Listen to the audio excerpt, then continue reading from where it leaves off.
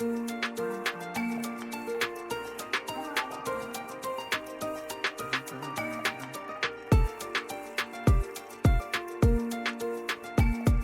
everyone to Coffee and an Interview.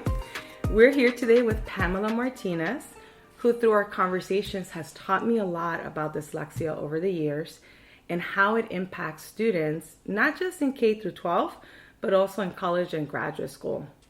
So I've learned a lot from you, Pamela, and I thought it would be great if we can share some of these lessons with our listeners. And so I'm just going to jump right into it. Sounds good. All right, why don't I ask first, how are you doing today? I'm good up until now, and I'm a bit nervous, but we can work through it. We have our mugs and we're ready to go, so Yes. I think we're going to be fine together. I'm going to jump right into it and ask, when did you know that you had dyslexia? I knew that there was always something different with my learning. To put a name on it for like dyslexia, I don't think I put a name to that until I got to high school. But that's not saying that in elementary school and middle school, I just thought I was fine and dandy and didn't have anything wrong with me. I just simply didn't have a name to place for it. And I feel as every adult in my life kind of knew what it was, but it wasn't explained to me. And maybe it was, and I'm just forgetting it, but my first memory of knowing I had dyslexia or like labeling it dyslexia was in high school. Interesting. And then you said you always knew something was different. So what did you know was different? What did you see or feel or know? I just wasn't picking up on stuff at the same rate as my peers in school. Okay. And then tell me about your K through 8 experience. So you didn't have this label dyslexia. You weren't quite sure. You just knew you were different. Yeah. And then you had some interesting K through 8 experiences that really shaped you in many ways. Tell us a little bit about your experiences in K through 8 first when it comes to dyslexia and learning and your success. So at first I thought it was because of a language barrier, because I did move to Miami when I was 6 years old from the Dominican Republic, and I knew no English. So going into first grade, no English, I thought that was probably the issue. But from what I remember, I picked up on the language pretty fast. By third grade, I was very fluent in English. And that's the year that I failed. That's the year that I got held back because third grade is the year where you start your standardized testing. And first year of the FCAT, I failed it and I got held back in third grade. But I guess I didn't really know or pay attention to it until I failed third grade, because from first grade to the first year of third grade, I really thought it was just a language thing. Like, I have to deal with learning all these new things in English when I thought I knew them already in Spanish. And then come third grade, I failed it, and I started to realize that it's not just the language. There's something different with the way that I'm learning and the way that all the kids around me are learning. And that's kind of what I remember, and I kind of forgot the rest of your question. Oh, we're going to get to that now. I just wanted to highlight something you said, because you thought it was a language issue at first, that you were learning English, and so you were just, struggling with the language. And it wasn't until third grade with standardized testing that you realized something was off or different beyond just language. And I thought that was interesting because a lot of our students, I've taught in different states, do speak English as a second or other language. And so how many times do we sometimes think something is a language acquisition issue or challenge or barrier when it's actually something else, and vice versa too. So I definitely already taught me something new there that we had to talk about before. In terms of K through 8, you had a very different schooling experience too that shaped you in many ways, and some decisions you made later on about high school and your IEP. Yeah. Tell me a little bit about your K through 8 experiences as a student. How did you feel? Were there any challenges with your peers or with your teachers as you were navigating this world, especially after you had to repeat third grade? There were a lot of challenges, and it felt very different.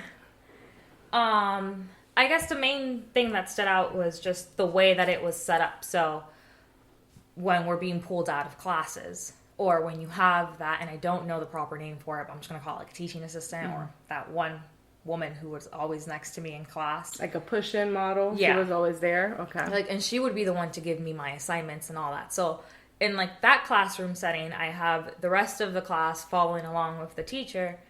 And then there's me with my own separate little teacher going through our own lesson plan in the same classroom. So it's kind of like that was already setting me up, apart from the rest of the students in the class. Oh my goodness, yeah. And then there was also when you would be called out to like go to your groups. And I don't remember what grade this started in, but the way that it was, you had your main classroom and then they would pull out like the smart kids and the kids with learning disabilities like myself, and they would call them the Synergy and the Journey program. And the Synergy was for the smarter kids, Journey were for the kids like me who needed a little bit more push. And I'm not saying there's anything wrong with those programs, but maybe in the way that you're pulling kids out, that might be an issue, because like they're announcing it like, okay, all Journey classes like or students report to your class or something. So right there, you're standing up and you're like, yeah, that's me. Now I have to go, and the entire class is watching me. And like it doesn't seem like a bad thing to adults, but kids are bullies. And like, kids are bullies. Kids are mean. Oh my goodness. And so like that was just the big thing. And again, it's not like my teachers did it with like malicious intentions. Like they didn't single me out purposely because they didn't like me or any of that stuff. They probably just didn't know better. But there was, okay, so sorry, let me start over. That was like 3 different settings, either in the classroom, being pulled out of the classroom, or the one occasional time where I was in the classroom and I had no teaching assistant and I wasn't being pulled out of class. My learning was still different. Like my curriculum, my material was still different than the rest of the class. I just didn't have that assistant. So let's say the class is getting out a worksheet for the day. The teacher will call up somebody to pass out the worksheets and announce to the class, pass it out to everybody, excluding Pam. Which, again, to an adult doesn't probably sound like a bad thing, but you have a whole bunch of 3rd graders who just heard you exclude me. You just singled me out.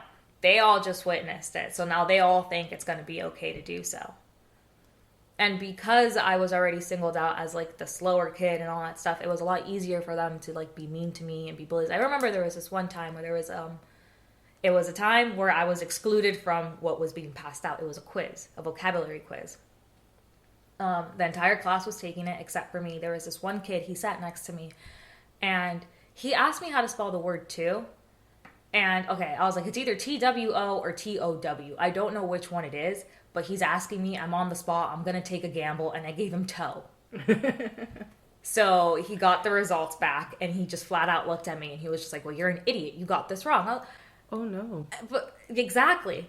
And then, like, I didn't register, like, that instantly hurt me, but then, like, I mean, now I'm thinking back on it, I'm like, you got it wrong too, dude. Like, you asked me for help. Like, I'm sorry I got it wrong, but you know that I at least tried a little bit harder than you did. Okay. Like, you came to me. I'm sorry I got it wrong. But don't call me stupid for both of us making the same mistake. Because if you were going to get it right, and if you do claim to be more intelligent than me, then you would have never come to me for help. But whatever grade I was in, Pam wasn't thinking that way. And that was just more things that just kept putting me aside. Like, shoving me to a complete different corner of the classroom than the rest of my peers. Very interesting. You shared 3 models. All 3 models singled you out in some way. All 3 models, by singling you out, made you a target perhaps of bullying with your peers, and we're going to talk a little bit more about that in a moment. But just to recap, your 3 models were your push-in, where the assistant teacher was there with you in the classroom, and you had sort of a separate lesson together than the rest of the class. Your pull-out model, where you had the announcement on the speaker, Synergy kids, go to this room, Journey kids, go to this room, and everyone's watching who's the Journey kid, who's the Synergy kid in the classroom. And then this 3rd model where you don't get pulled out, you don't have push-in at all because you don't have an assistant, and instead you're in the class with everyone else, and the instructor's trying to maneuver that situation and singles you out accidentally as well, saying, all right, pass out these worksheets to everyone except for Pam. Okay. And so everyone already knows you're different. Okay. So it's very interesting I way of kind of looking at just it. wanted to point out that it's like a different type of bullying. Like I don't want to say like it's the bullying that you see in high school, like they're knocking over your books, they're shoving you. I had a decent group of friends. I wouldn't call them a great group of friends because, I mean, they weren't. But I did have a decent group of friends who I thought I could trust, I thought were understanding to my situation, but also within those group of friends were kids that were being pulled out to synergy. So like even in my friend group, I'm even left behind. So like I want to say like the bullying that I experienced was a little bit more subtle and a lot less physical. Mm-hmm. It was more emotional and like just little jabs that people would throw at me that they probably don't realize the power of their words because again they're kids. But it's just like being called stupid for telling the kid to spell two as toe. Mm-hmm. And like little things like that. So I wanted to clarify that. Like I wasn't like this beat up, bullied kid. It was more of like verbal, subtle, you're not good enough kind of thing. Did you get that through all of K through 8 or was it all through your schooling experience? Do you have an example of the kind of bullying that you did experience, maybe with your friends or in a classroom? I would say it was more through K through 8. And I mean, for my friends, I think a good example is I was over at one of my friends' house with two other of our friends. We were all best friends at the time. And we were just laying, I remember this day like the back of my hand because that day kind of just set in motion so much that happened afterwards. And they probably think nothing of it now. But for me, it was pretty impactful. We were all just like, I don't know if we were sleeping over or whatever, but we were sitting around the bed. We were all on our phones and I was typing to somebody or playing a game that required me to spell out the word star. And I had that, like, I mean, I had the word written out. It was spelled what I thought was correctly and what ended up being the correct spelling for the word star. But I have been just second guessing every move I make because I've been told it's wrong my entire life. So I was like, you know what, let me just double check. Let me ask my trusted group of friends if this is the correct way to spell star. Or I think I just asked, oh, how do you spell star? And I just wanted to hear them say it just so, okay, confirmation. Should have never asked to spell star. Should have never asked them to spell star. Because they kind of never lived it down. I was called illiterate after pretty much they made me feel very dumb around them and less than. So Not just in that moment, but not just throughout? throughout the entire friendship, but I feel like that moment was the one that really pointed it out to me. Where I finally, I realized it, oh. Because their reaction at first was just, they laughed. And I was just like, how do you not know how to spell that? And, their reaction is what kind of, had me taken aback. And I was like, oh, okay. Sorry. Thought you were my friend. I thought you knew. There was, I'm not stupid, but I'm just, but, yeah. So that was, I think, the moment where I kind of just realized I had a pretty toxic group of friends that weren't pretty great to me. And that was in 6th or 5th grade. So, and I remained friends with them until 8th grade. And then what happened? You left K through 8. I left K through 8. You transitioned to high school. Went to high school. You left behind this group of friends. Maybe. More they left me behind. Okay. But win some, you lose some, and it was better for me that they left me behind. Okay. So they left you behind. You transitioned to high school. How was your experience in high school similar or different than your experience in K through 8? My experience in high school was actually a lot better and a lot different than my experience in K through 8, and that is because, and I don't know how my mom did it. All I know is that I begged my mom to take me out of the IEP program, the SPED all those programs that isolated me throughout elementary and middle school. That's a big move. That's what kind of caused it. I don't know how she did it, but she did it. And come high school, I was out of the program. I started 9th grade with nobody except the people who went to elementary and middle school with. Nobody really knew me or knew my that I had a learning disability. and all that stuff, I was just Pamela. I was not the stupid girl. I was not the one that was being pulled out of classes. I was not the one who didn't know how to spell to or star. I was just a regular human being, and there was absolutely nothing setting me aside from the rest of my peers. I wasn't,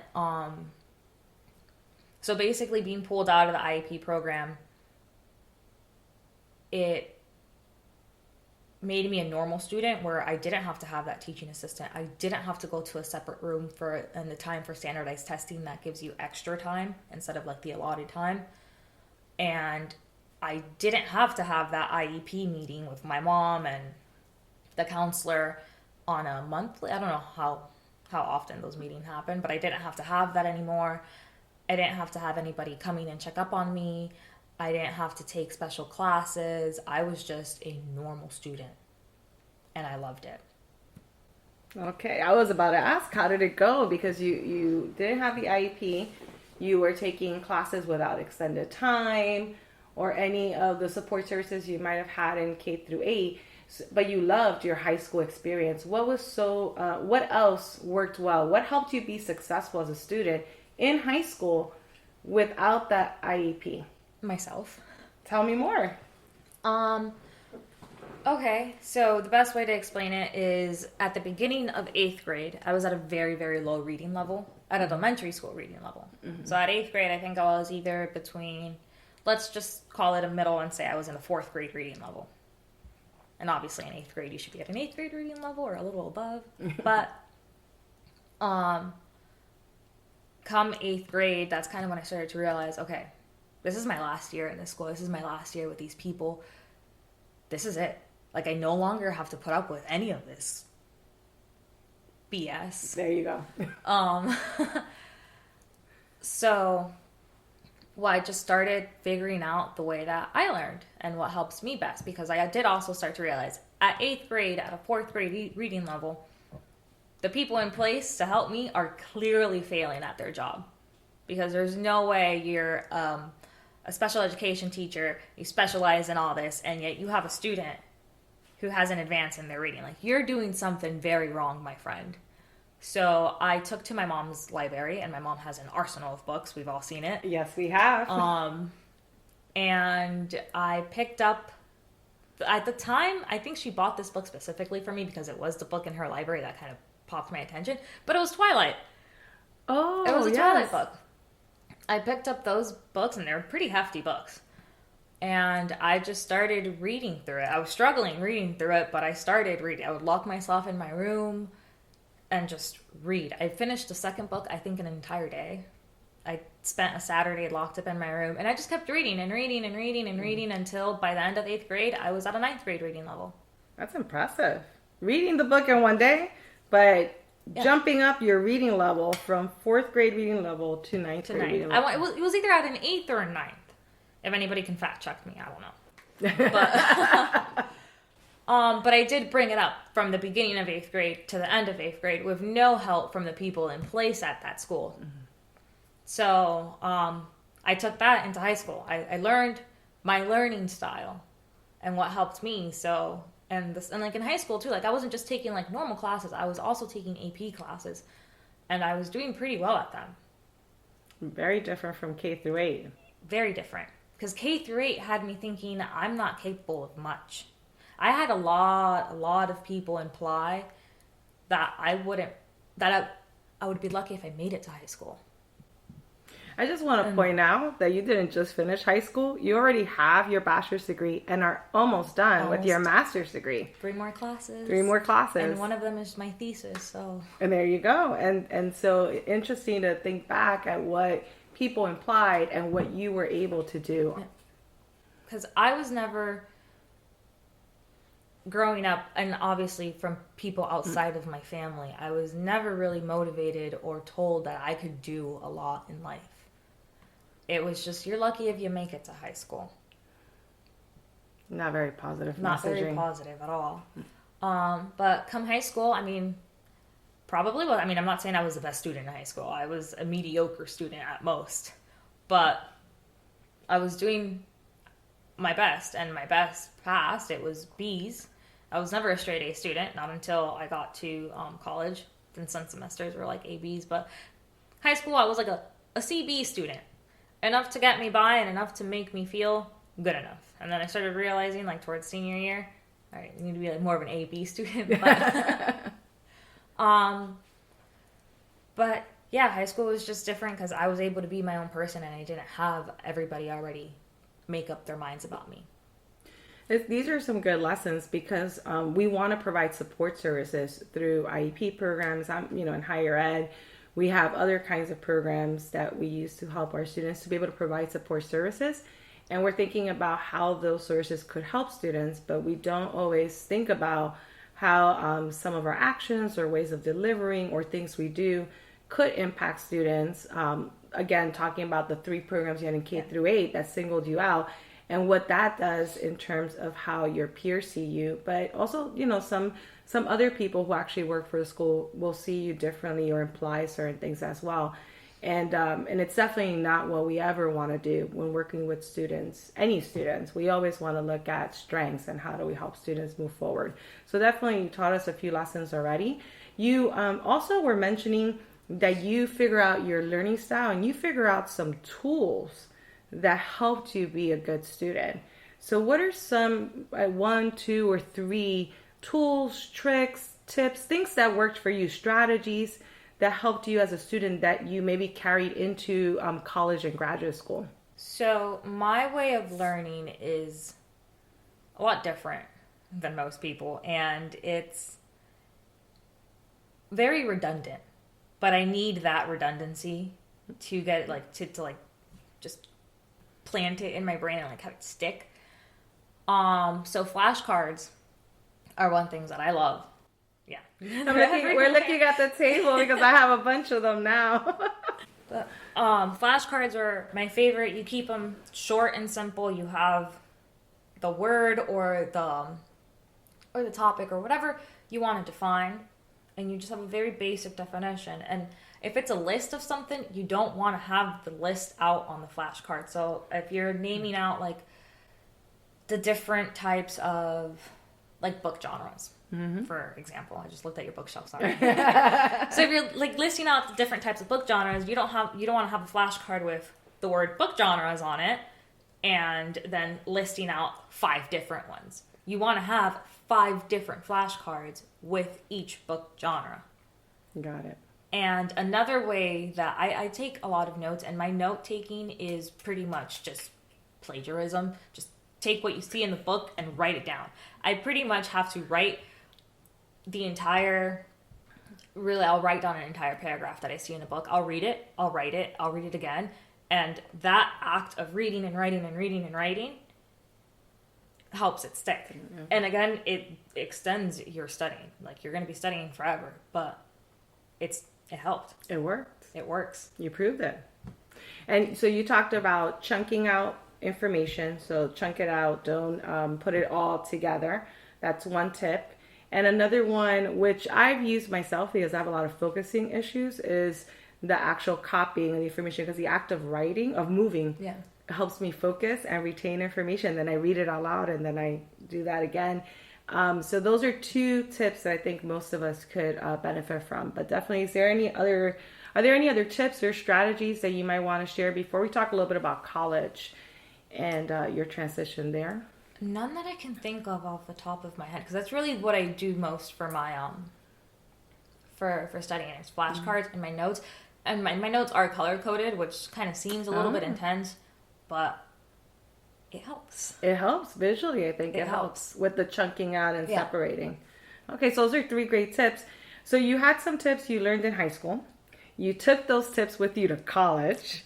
And I really want to spend a little bit of time talking about your college experience, because I think that there are some lessons learned there. Because when you transition from high school to college, since you didn't have an IEP, you didn't, I don't know how to say it, you didn't take an IEP with you or documentation. Yeah. So, which worked for you in high school. Did that work for you in college? No, it did not work for me in college. That was probably my only regret of not having the IEP in high school, is come college applications and time to get into college and all that stuff, because that would have given me more scholarship opportunities. It would have let me go into higher ed with like all my professors and everybody knowing like, okay, I can do the work. You just got to work with me. Just bear with me. I'll get it done, just at a different rate. Like, I'm still going to turn it in on time and all that stuff, but there was just... That didn't help me out. I don't know if this is making sense. It is, actually. Your eyes confused me. Yeah. I'm trying to see whether or not it's a good time to take a sip of my coffee, I think. But it is making sense. So you didn't take the extra time with you also for tests? Didn't take the extra time. You lose everything, because when you lose IEP, you lose all the benefits. And in high school, I was so thankful that I didn't have any of those benefits, because I was like, yes, I'm not, I don't want to say stupid, but it's how they made me feel. Like, I was just, yes, I'm not stupid. I'm normal. I'm a normal student. Like, this is fine. Definitely wanted it in college. And my first 2 years of college, I went to Miami-Dade. Actually, I lied. I went to St. Leo University for one. That's right. I forgot about St. Leo. I went there for one semester. The most expensive semester of my entire academic career. And then you decided to go to Miami-Dade College. Then I decided to go to Miami-Dade College. I got my AA from there. And I actually got accepted to UMass Lowell before I had fully completed my associate's degree in at Miami-Dade, and I was taking a stats class. I think it was stats. I think it was possibly stats. If I failed that class, I was not going to UML. That's a lot of pressure. It was, because I had to take that. Math is honestly something I've never been good at. I don't want to be. I don't care for it. But I've always struggled with math. But what I had to do, because I've prepped my learning style and everything for reading, not for math. Oh. But Miami-Dade has what's it called? The tutoring. Mm-hmm. The math centers. The math tutoring centers, yeah. So I remember there was this one class. Oh my god! And this one class killed me because it was full of high school students. It's like, this is my worst nightmare. I'm taking a class that I'm struggling in, and all these high school students are passing, and I definitely feel like an idiot now. So your college class, full of high school students. And they're all passing with A's and flying colors, and I got my first grade for my first exam back, and it was a D. And that meant that to pass with a B, I had to get an A, because it was only a 3-exam class. Oh my goodness. Yeah. Oh. I had to get an A in the next 2 exam, and I think that would make me pass the class with like a C or a B. And he had like little assignments here and there that kind of meant nothing, but impacted your grade just a smidge. So what I would do those days that the tests were, because something that I can do too, I can retain a lot of information, and I have really good memory for a short period of time. If that makes sense. Like if I'm studying it like right away. It's like your CPU, you have to dump that. Once you have it there, you dump some of that information to make room for more information. So those days, I spent the entire, because this was a night class. I think it started at like 6 p.m. or 5 or 6 p.m. Math at night. Yeah. Because I was working a regular 9-to-5 job during the day. That's right. Okay. But for these 2 exams, I took the days off of work, and I spent from 9 a.m. till the time that I had to go into class at the math lab, and I had them break down everything for me. And I was asking that I don't remember. It was a guy. I just don't remember his name. Don't remember anything. But I was just like, and I went in there and I was like, look, I'm going to harass you. I'm going to ask you 101 questions, and they might be the same question, just worded differently. But I'm going to need you to answer them and just work with me. And for both those exams, I did that, and I passed the exams with an A. Nice. I can't tell you anything that was on the exam. If you show me a stats question or any math problem, I will not get it right. But mission accomplished. Mission accomplished for that one. Yeah. And I like how you were very straightforward, and some good advice you're already giving listeners is don't be afraid to ask for help. Don't be afraid to use the resources, especially in college and in grad school. We have tutoring centers, math centers. We have all kinds of support that you shouldn't be afraid to use. Yeah. Definitely don't be afraid to use them. I was afraid to use them a lot and I still am, even till this day, in grad school. But sometimes when I have a backbone, I go in there like I did in the math lab, and I'm like, help me. And this is the way I need to be helped. It's like, don't just help me your way. This is what I need. What I need. In terms of, in general, life, and you've done such an amazing job of maneuvering the K through A system, and I know you had a lot of negative experiences there, but you were able to transition beautifully into high school and really become an independent learner in many ways, knowing when to reach out for help. You did really well in college. You got your, you did your one semester at St. Leo, then you got your associates at Miami-Dade College in Florida, and then your bachelor's degree you got it at UMass Lowell in Massachusetts. Yeah. And now you're getting your graduate degree where? Also at UMass Lowell. Yes, also at UMass Lowell. And so in this journey that you've been on, who have been your role models? Where did you find role models or support people? Who are the people who you can turn to and say, these are the people who are my role models or my support people in life? Those are two questions. I just rolled them into one. You can separate those. So, role model, I can't say I haven't had I haven't had a real role model. I've had a fictional role model. I want to hear about the fictional role model. So, I started watching Grey's Anatomy with my mom when I was younger, like when it was like in the early seasons, like season 1, 2, before George O'Malley died. That's really when I stopped watching with my mom.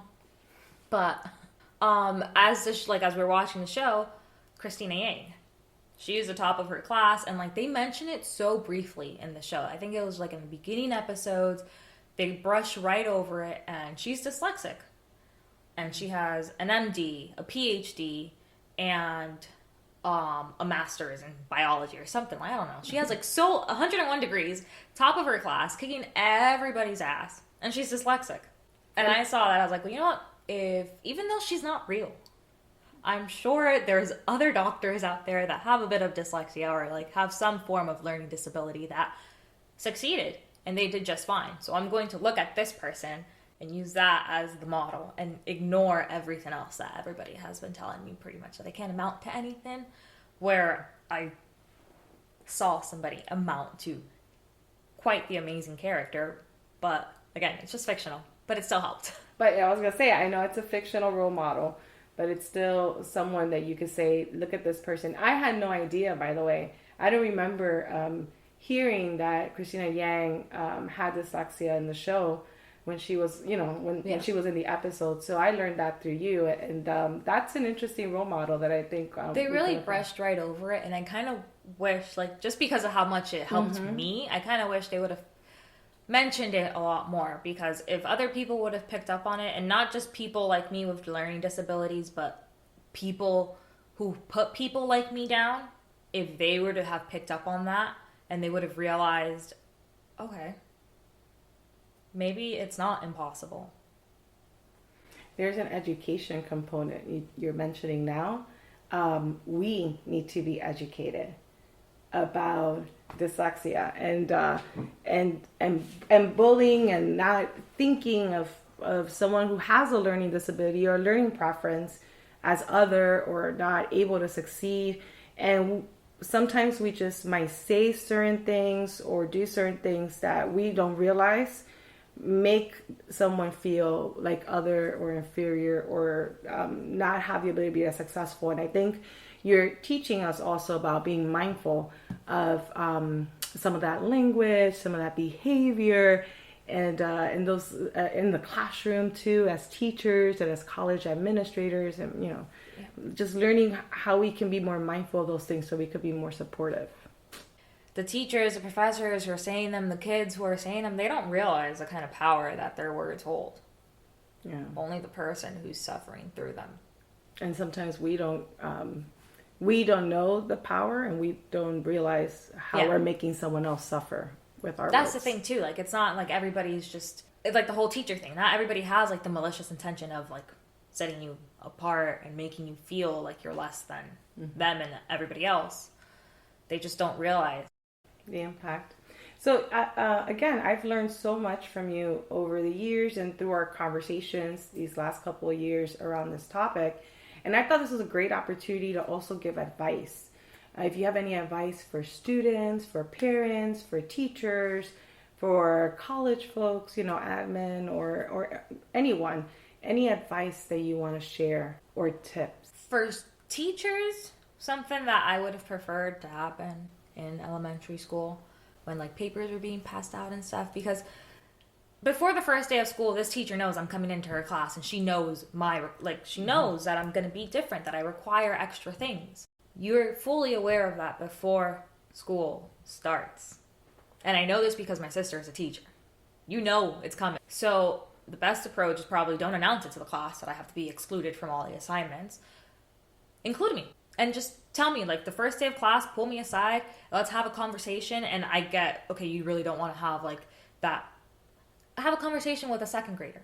It's really simple. Just explain to them, look, I get that you have different requirements, all this stuff, da-da-da-da, and I don't want to make you feel different. So what's going to happen is you're going to get all the assignments.